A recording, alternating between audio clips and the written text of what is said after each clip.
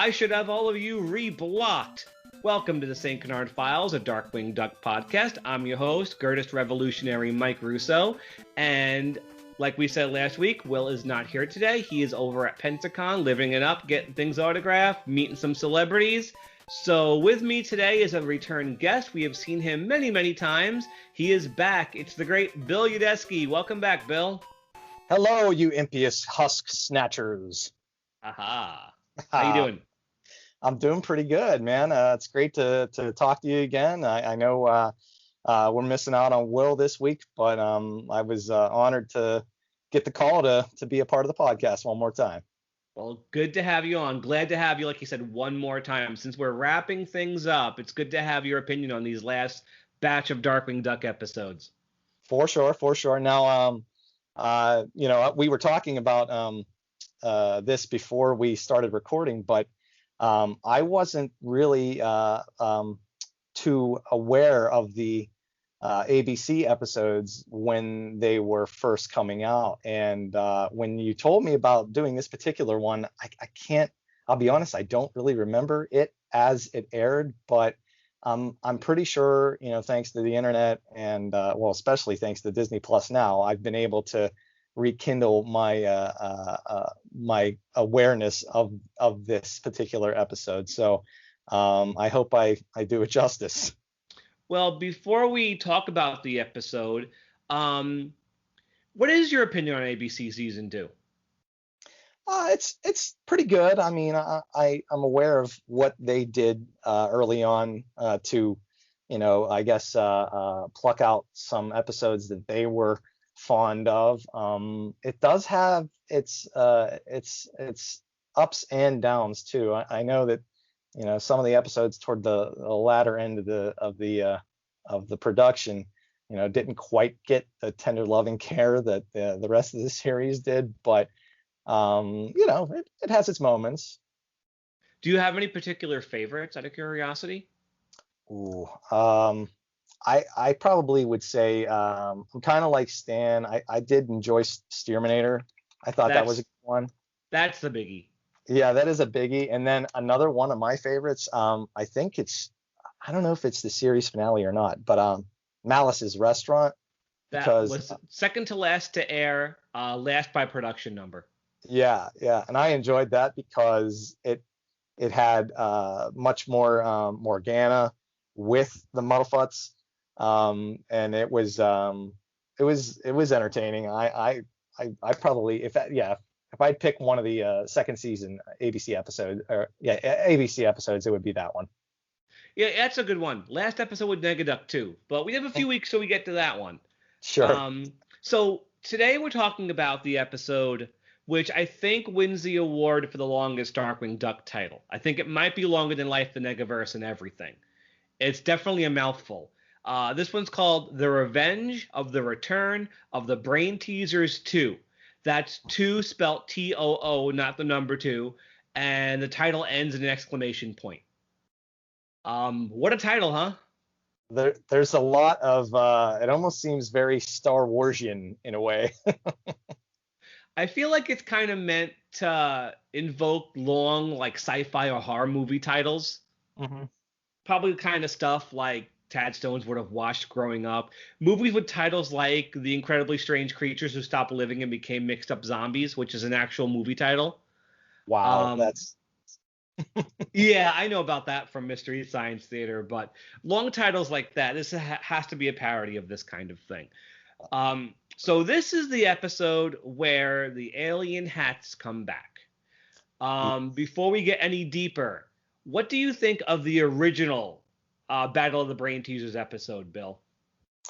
I mean, I think it was pretty enjoyable. I thought it was fairly well done, not just from a a writer's standpoint, but animation wise, I enjoyed it because I believe, and I forget the studio again.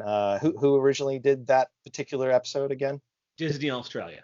Yeah, Australia. So there you go. I mean, they knew how to really capture the gritty style that was appropriate for that, especially since it was kind of like how you said, like a ripoff of a B movie from, like, the 40s, 50s, and 60s. And it was appropriate. The style and the whole premise. I thought it worked pretty well, and I enjoyed it. Yeah, it was a really early one. It was meant to introduce us to Honker's family, even though it didn't air early enough to actually do that. But you're right, the Australia animation gives it this gritty look that I always appreciate. It definitely feels very 1950s sci-fi, and it's got pretty high stakes because Flarg wants to annihilate the planet with its own nuclear weapons. So that's got some weight. This return episode kind of drops all of that, and in my opinion is going for something a little bit more like a screwball comedy. Yes. Our villains now act more like the Three Stooges than they do legitimate threats. For A lot sure. of the episode paints Honker as a hero, even though he has very little to do. That is All true. of it, almost all of it takes place in broad daylight too. Yeah, yeah, and that really doesn't kind of pose any particular threat. And then also, I find it somewhat funny how they try to shoe in a moral into this story. In fact, you kind of forget about the moral, like, not even a third of the way through the story. So that's always a bit of a conflict. Yeah, and like a lot of episodes this season, it ditches atmosphere and good animation for lots of dialogue. Um, Yes. the characters don't stop talking. And I mean, a lot of it takes place either in suburbia or up on the bridge. And I've noticed these season 2 episodes spend a lot of time in the hideout. I mean, there's a whole set piece. The entire second act is all up in the hideout. Right. Um, but to its credit, it is trying to be a screwball comedy. It's not trying to be a spoof. And there are times where the comedy does work. For sure. And it's enjoyable for what it is. It's nowhere near my favorite episode, and it's not going to touch the original Brainteasers, but it's fun. It's got its moments. Sure. And it always is enjoyable to see the voice actors stretch their legs a little bit with all these crazy lines and the gags that they have to play toward. And we'll also have to point out how one of the regulars gets to try out a new voice, and I won't say who until we get there. Right. Okay. So this one aired Saturday, because of course they're all aired on Saturday, Sure. September 26, 1992. It was 79th by production number, which makes it the first one by a production number, at least, of this season. Our story editor was Gordon Bresic. We have talked about him before. This is his second episode of story editor and his last episode of story editor. The writer is somebody brand new, and his name is Charles M. Howell the Fourth. That's a mouthful. Yeah. Or we could just call him Charlie Howell. He was born in 1956. He was an animation writer, solely animation writer. He started over at WB because of course he did, not WB, Hanna-Barbera, because of Right. course he did, working on Scooby-Doo, Jetsons, Smurfs, Snorks, all that stuff. Darkwing was his only Disney show of this era, so this kind of stands out. The only thing he's done for this era of Disney. He gets the characters all right, nothing special. But he's most well known for his WB work, which a lot of it he did alongside Gordon Bresic. They were writing partners. Sure. He worked on Tiny Toons, Animaniacs, Pinky and the Brain, Pinky Elmira and the Brain, a lot of stuff. This is pretty much what he's most well known for. His most recent writing credit, speaking of those Warner Brothers shows, was as a writer on The 7D, that Disney show about the Seven Dwarfs, which was produced by Tom Ruegger. So there's your Warner connection there. Of course, Gordon Bressick passed away not too long ago. Charles Howell's still alive. I don't know if he's still busy, but The 7D was his last writing credit, and that show's been over for a little bit. Right. Animation-wise, we're back with Han Ho Huang up again. Bill, did you notice anything interesting about the animation this time? Nothing that really kind of spoke out to me. If I would maybe pick out a couple spots, it might have been with some. There's a scene that happens with some animals and the hats. And I think there was a couple times where DW, when he is, I guess, linked onto by one of the hats, actually numerous times, his reactions were probably, it's typical DW, that crazed look. But that was pretty much it. Yeah, the animation on this one really does go through the motions. Nothing really all that clever or interesting. No fun use of shadows, no fun colors, no cool backgrounds. It really does. Again, it all takes place at daytime, so a lot of it's in the backyard. But you did mention Darkwing, and if there's one thing Han-Ho was really good at, it was keeping Darkwing on model. Like, no matter how the other characters look, this is their first Honker episode, Han-Ho. He doesn't look all that great, but Darkwing looks fantastic. Like, Han-Ho had a really great knack of keeping him on model, and all his expressions, especially when he has the hat on him later in the episode, are really great. Like, Darkwing, for some reason, most of the studios just got down. I mean, you got to get your main character down. Right. Despite the fact that he's the least interesting character in the entire episode. Like, straight out, if Darkwing wasn't in this episode, it wouldn't change a bit. It might as well be called the Honker Show. It might as well be called the Honker Show. Foreshadowing. Huh? I'm Foreshadowing. sorry. Foreshadowing. Yes, exactly. So speaking of which, let's start discussing the plot. Sure. Bill, why don't you start? All right. Well, we get a city-scaped pan down into, I guess, the St. Canard Stadium, where the Fighting Fowls are playing a game. It's the bottom of the ninth, and old Hamelin Honk Muddlefoot comes up to the plate. And this isn't really happening, though. I mean, doesn't he hit a home run? Yeah, he wins the game. Yeah, he does hit a home run. He wins the game. I noticed amongst all the chanting, honker, honker, the voice is unmistakably Rob Paulsen. So you know right off the bat he's in this episode. Right. I mean, if you didn't already know the alien hats were in it, you'd probably get some indication who might be in this episode just hearing Rob. Honker wakes up. It turns out he was hit with the baseball because they're playing ball in the house because, of course, they're playing ball in the house. Sure. Honker's trying out for Little League. Goslin's trying to coach him. It's not going well. And I do like Drake shows up, tries to encourage Honker by telling him, you're the smartest kid I know. Honker has a really great line. He goes, but I'm tired of being smart, Mr. DW. I want to be like you. and Darkwing, wait a minute. Hey. Hey. What happens next? Let's see. I know that I guess Honker gets a little depressed and he heads on out the door. He just says he wants to be looked up to, and so we cut to.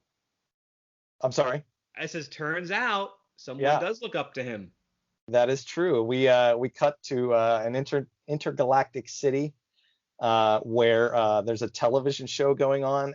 Very Jim Henson-esque puppet show is playing out, and it's the show is called Honker, and it shows the fight that the battle that he won against the mighty Flarg. Yeah. The Flarg, yes.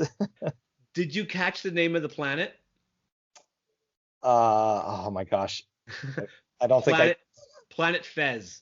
Fez, that's it. Yes, And that was. all we catch a glimpse of the buildings. They all have hats on them. And Planet Fez is shaped like a cork, which I don't get the relevance of that because that's not hat related at all. So I don't know what I'm missing there. Yeah, yeah. Maybe it would. I don't know. Maybe that cork shape is supposed to look like a fez. Maybe. Actually, you're probably right. So Honker is becoming a hero to everyone on Planet Fez for defeating Flarg. He has a TV show, he has a comic book, he has a movie.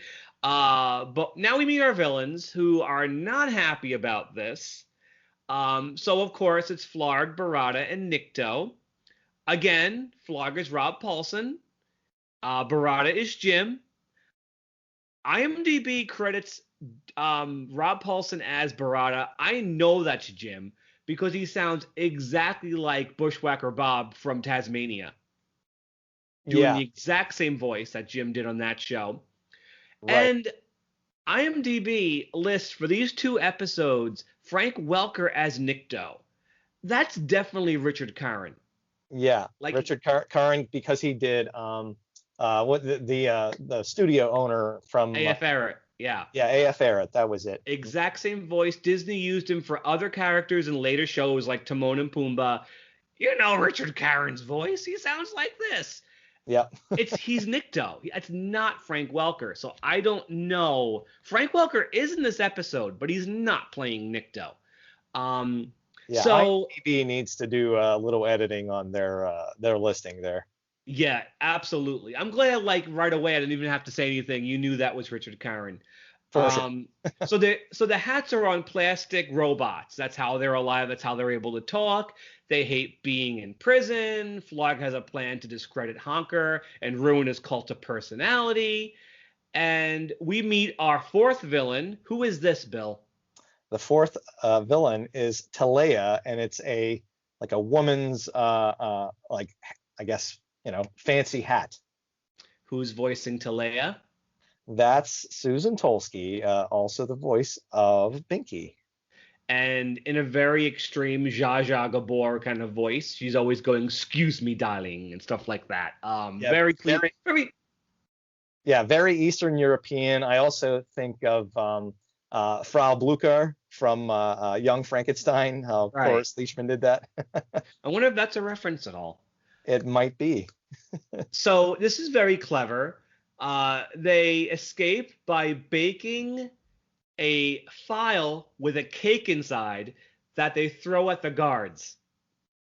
Which makes sense because these hats eat metal, so of course they would eat the file and you would put the cake inside. That's clever. Yep. But it is very Beagle Boy-esque for sure. Yes, it definitely gave me Ma Beagle Boy vibes. Absolutely. Yeah, and also real quick, since we're on the Ducktales vibe here, I just want to point out that the robots that the hats are attached to, they are very similar to the robots in the episode in the Super Ducktales 5-parter at the end that Fenton is in conflict with, but they just give me that vibe. I don't know if it did for you. A little bit. Yeah, a little bit. They definitely have that same overall aesthetic as a lot of these robots of these Disney shows. Sure. So we go back to Earth. The bad guys escape. We're back at Earth, and the kids are at the Muddlefoot house. Honker's kind of wallowing in his self-pity. Binky shows up, just being Binky, offering them cake and lemonade, being a good mom. She's a better mom when Tank is gone, isn't she? Oh, for sure. And we see Herb. It's nice to have Herb and Binky in ABC season 2. They don't appear a lot, but they're in it. Right. Herb spends the entire episode worrying about what? His hair. Yeah, he's balding. I mean, it's kind of hard to tell considering his design doesn't have hair. But he's worrying about his bald spot, and he spends literally the entire episode in front of this one mirror in the front hallway. That's Herb's role in this episode. So he has a one-track mind. The kids go to play baseball. He tells them to go bat their bald spots, which I think is just a great line. Yeah. Oh, and he also, I just want to point this out, he refers to them as Yin's kids, and that's Pittsburgh dialect or Ohio dialect coming from Jim right there, since he's a Youngstown born I person. can listen to Jim talk in Herb's voice all day long. It is great. Andy Devine, his voice is awesome. Yeah. So the kids in Launchpad go outside to play some baseball. The aliens land nearby, and they inhabit the bodies of 3 dogs and a cat. Flarg gets the cat. Mm-hmm. And the cat is no, the dachshund that Barada's inhabiting is wearing a little cute little sweater. Right. And yeah, so Flarg is in the cat, and this is their plan basically. They brought along the parts to an intergalactic harmonizer, which is designed at the push of a button to cause chaos all over the planet, tidal waves, earthquakes, static cling, because it's Darkwing Duck and it has to be ridiculous. Right. And his plan is to make Honker push the button to totally discredit him and ruin his cult of personality. He's really upset about that. No one can be as narcissistic as Flarg. Sure. So, of course, the hats have to get on the actual characters here. They have to get on off the pets. Launchpad takes off his flight cap to cheer Honker on. He's bald again. Yes, it's so weird. The animators can't make up their mind if Launchpad has hair or not. But I guess since he didn't have hair in the first Brainteasers, he doesn't have hair in this one. Sure. So Nikto gets Launchpad again. Not too much originality. I would like it if they switched characters a bit. Luckily they do. But Nikto gets Launchpad. That works. They capture Honker, so Barada gets Honker. Barada's on Honker, yeah. And when Barada jumps off the dog starts to chase Flarg because he's on the cat. So Flarg can't quite do much right now because he's being chased by the dog. Mm-hmm. I gotta say, Rob Paulsen does such a great job hamming it up as Flarg. He's just so funny. It's funny you say that because I was just I have written here his voiceover delivery is just awesome. It's just pure unadulterated mayhem, and it's fantastic. Especially when he's laughing and he turns to see the dog and his laugh turns into a bit of a whimper, and he runs. He's like, oh. And then of course that's Frank Welker doing the dog, and I think I don't know if the cats get the hats removed from them, but I'm sure Frank's doing all the animal voices. Frank does all the animals. Of course he does. That's Frank. Yeah. That's what Frank does. So Goslin returns, sees Launchpad and Honker with the hats on their head, realizes immediately what's going on because she should realize it. And even smarter, she immediately goes to the Pepper idea. Because she says, Pepper, got to get Pepper. It worked last time. Smart. You know? It would be worse if she never thought of it. I'd be like, come on, you be a better writer than that. Right. She runs into Binky, who gets taken over by Flarg. And I love this because Binky never gets the kind of facial expression she gets when Flarg's on her head. Yes. Like, it kind of, a big point in this episode's favor is it's really heavy on Binky, but Binky as Flarg. And we get to see Binky bossing people around and making pratfalls, and it's really great. Like, I'm glad they went in that direction. Yeah, I enjoyed her expressions all throughout this episode. Very funny. And Flarg makes a comment on her lack of brains. Goslin runs into the house to find Herb trying on wigs. Herb asks Goslin what she thinks. Goslin screams. He goes, "You could have just said no." She tries the Pepper. Doesn't work because they put clothespins on their beaks because they were prepared. She goes to Drake, forces him against the window. That one shot shows up in the ABC Season 2 intro. Just this one shot from this episode. So Darkwing sees the alien hats. He gets what's going on right away. So the two of them go to the bridge. What happens up at the bridge, Bill? Well, they get up there and they're trying to prepare for the alien invasion, and Darkwing's getting geared up. He's ready. He makes his intro. I am the terror that flaps the night. I am the pebble in the shoe of ignominy. Yeah. Okay. And so he reaches for his hat. Doesn't realize Talay is there because she was told to get back to the ship. So she somehow ended up on the bridge. He grabs Talaya, puts it on. So right after he says the first line, he goes, "I am the queen of the galaxy." And Goslin looks at the audience and goes, Gee, that's a new one. I Yes. laugh at that every time. I don't. This isn't a favorite episode of mine, but this is like, in terms of just gags, this is like in my top 20 at least. Yes. Great. So Darkwing, who's done nothing yet in the episode, is now basically acting like a woman the entire way, and it's just really funny. Yeah, it's Flarg's love interest, of course. Yeah, because when Flog Barada and Nikto come over to the bridge, basically Binky and DW almost go at it because Flarg and Talea are like, they're turned on by each other, and it's so funny to see Binky like about to like, it's just great. It really is funny. It's a Right. sight you never see. So they got to put together the harmonizer, but there's one missing piece, the sonic instigator, which turns out to be an ordinary kazoo. Yes. So Flark sends Talea to get one, sends her off in the Thunderquack. So now we spend pretty much the next entire act up on the bridge with Goslin just trying to trick everybody to get the hats off her friends' heads. How Right. does she do that? She finds a bowler hat similar to Flarg, and she puts some eyes on it and attempts to trick the rest of them into believing that she is Flarg. Yeah, luckily Nikto's as stupid as Launchpad is, so he immediately has no idea. Like he thinks this is Flarg. He totally gets it. He's like, but you just told me to do this. You told me to do that.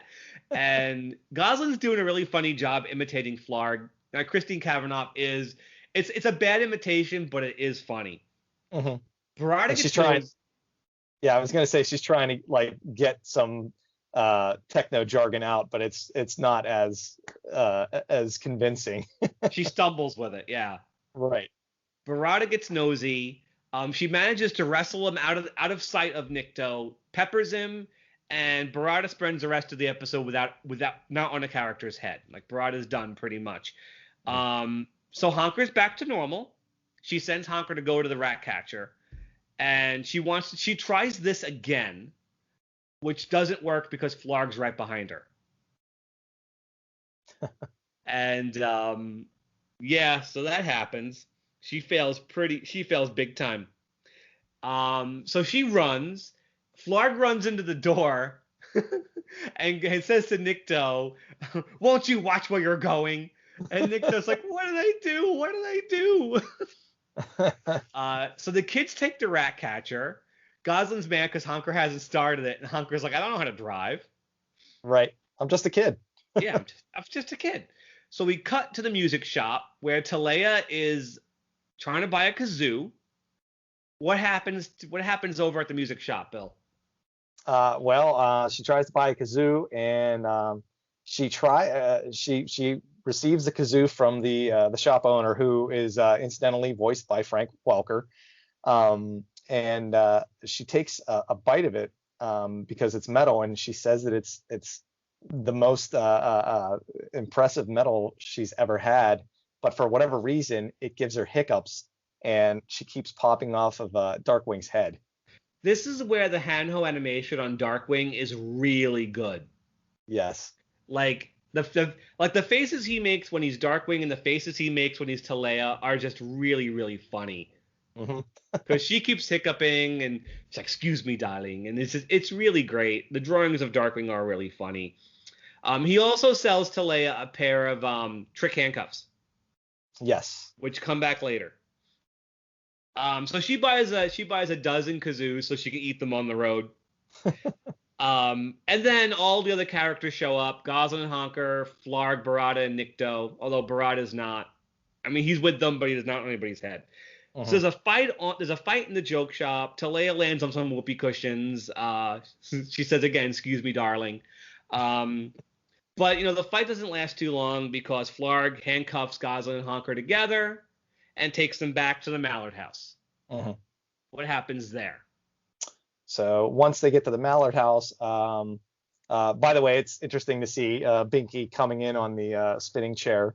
That's really interesting. That is, yeah, it's just a very odd scene to see. But yeah, they're handcuffed to the stairway, and again,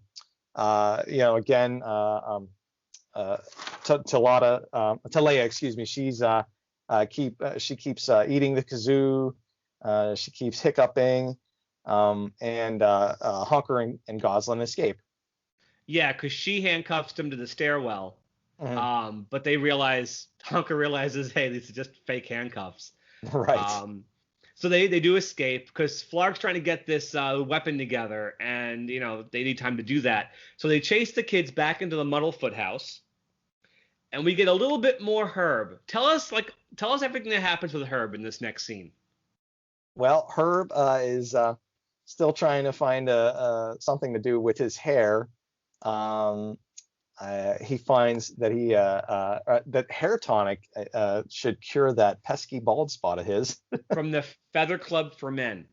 Yes. For our younger listeners, there used to be, a company, a service called the Hair Club for Men, which would sell you a product that should grow hair back. I don't know if it was ever effective. I don't even know if that company's still around.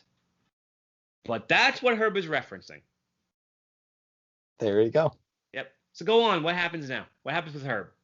So he gets pushed over, or he gets passed by Binky and Darkwing, Flarg, and was that Nikto, or no, that was a Barada. And he's insulted by Binky, but he just says, well, why didn't you say so? But they're about to capture Goslin and Honker again, but apparently Honker, as they're getting ready to set Honker up with the Sonic Instigator, the Intergalactic Harmonizer, apparently they can't put Barada on his head because he must have swiped some of Herb's hair tonic, which keeps the hats off of their heads. Yeah, don't forget, Herb has one last scene. He walks in and asks Binky if dinner's ready. Yeah. Totally oblivious that all these characters are wearing hats and trying to attack Goslin and Honker, but he's just asking Binky, who's wearing a bowler hat. Like, he doesn't even question it. He asks her if dinner's ready. Binky, Flarg, of course, tells him no. And Herb is like, well, why didn't you tell me? I'll just go get a couple of pizzas. And he walks out of the house, sees Launchpad with Nikto on his head walk past. He's like, oh, hi, Launchpad, Goslin's inside. And Herb is gone. He exits the episode, none the wiser of anything that's going on. Yeah, and I just completely forgot that, well, aside from all of that, he doesn't even question why Darkwing's there and why Drake isn't. It's just not at all. You think he'd see Darkwing and say, "Hey, it's my best friend. I've seen him once in person." He doesn't. Not at all. Yeah, no acknowledgement whatsoever. So you were saying, yeah, Barada can't jump on Honker's head because what did Honker do? He put the hair tonic on his head and they slide off. So he gives some to Goslin and DW. And, yeah, when Talea hiccups, he has just enough time to squirt it on Darkwing's head, and she falls off.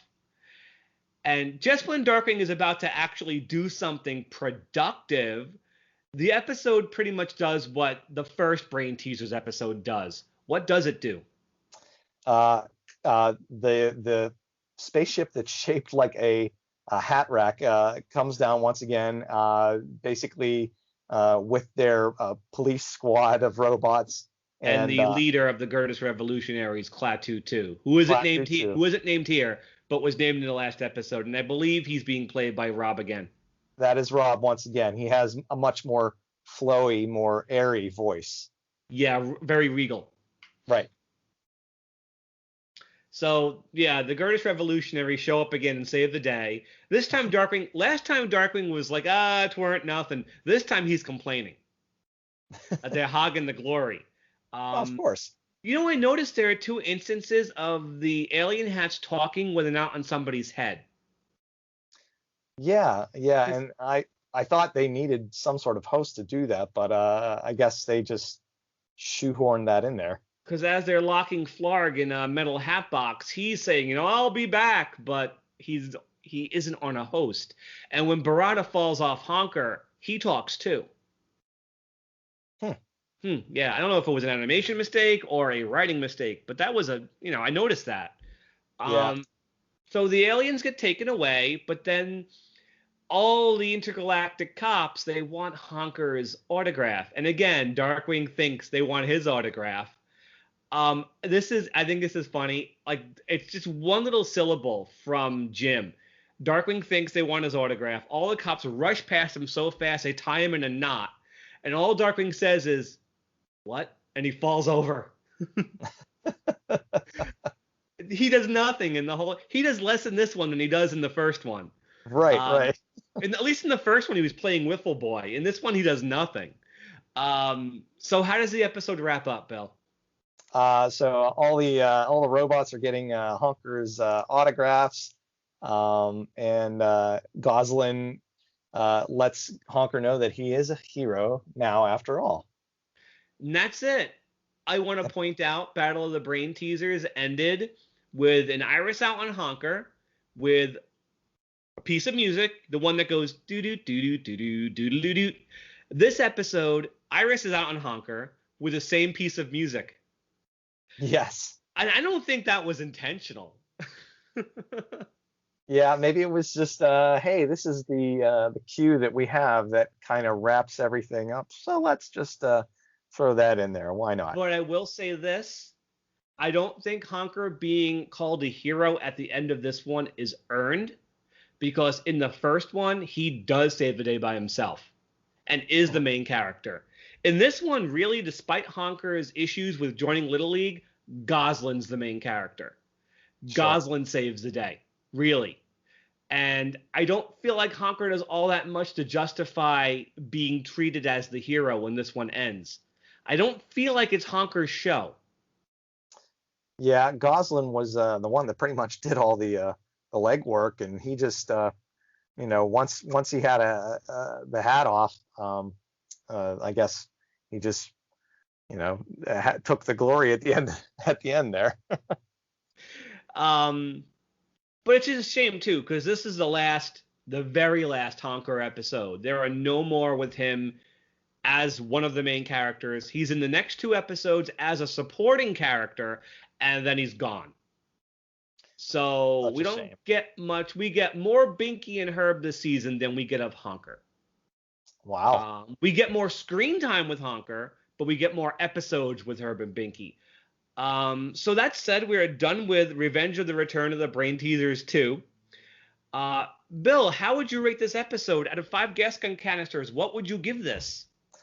I'm probably going to be a little lenient on it, but I'll give it a 2.5 out of 5. It was middle of the road for me. Of course, it was not as up to the same quality of the original Brainteasers episode, but it had its moments. Of course, there's, like we said, a lot of screwball comedy, a lot of antics, but I think like a lot of the actors, they had some fun with their dialogue. It was definitely more dialogue heavy episode. But yeah, when you have voice actors like Jim Cummings, Rob Paulson, Richard Caron, Frank Welker, Christine Cavanaugh, when you have those guys in your recording studio, even wall-to-wall dialogue can still be amazing. For sure. And Katie Lee, you got to give her a lot of credit for all the great honker dialogue, for sure. But yeah, I mean, that said, I mean, animation was average at best. The writing was up and down, but yeah, it was a middle of the road episode for me. Yeah, in terms of animation and writing, this is pretty much what we have to expect going forward. Yeah. I'm going to give it the same score you gave it, 2.5. That puts it dead average. It's nowhere near as good as Brainteasers. It doesn't have the atmosphere or the animation. But it still is a fun screwball comedy. The jokes at work really work, like Darkwing's entrance when he turns into Talea. The Binky as Flark stuff is funny. Herb makes his scenes count. Really does. Even though he doesn't do much, he's funny. But other things don't work. I wish the whole thing didn't take place in the daytime except for the really very end. it feels like if you're gonna do a sequel to an episode like Battle of the Brainteasers, you gotta try to at least try to equal it, if not top it. Right, right. And this one goes in takes a different approach. And it's fine. It's not a bad episode by any means. I mean, it's Darkwing Duck. It's still fun. Sure. But 2.5, it's not one I think anybody would rush back to watch after you watch it once. So that's that one. Next week's episode is titled Star-Crossed Circuits. It's basically the story of what happens when Darkwing decides to depend on technology a little too much. As even more relevant today than it was in 1992. Funny enough. It's an episode that jokes around about machines that do all the work for you, but now our smartphones can lock our doors and start our cars. So that's kind of crazy.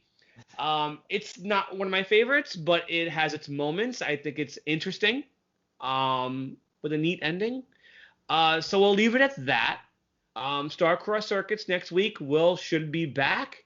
And Bill, I appreciate you stepping in for this one. I know Will is really busy. We have to get these episodes done. And it's just great to have you on again. I really enjoy doing these episodes with you, man. Yeah, absolutely. It's a pleasure. And if I don't see you guys again, I just want to thank you and Will for making this a pleasure for all us Darkwing fans. So again, thanks for letting me be a part of it.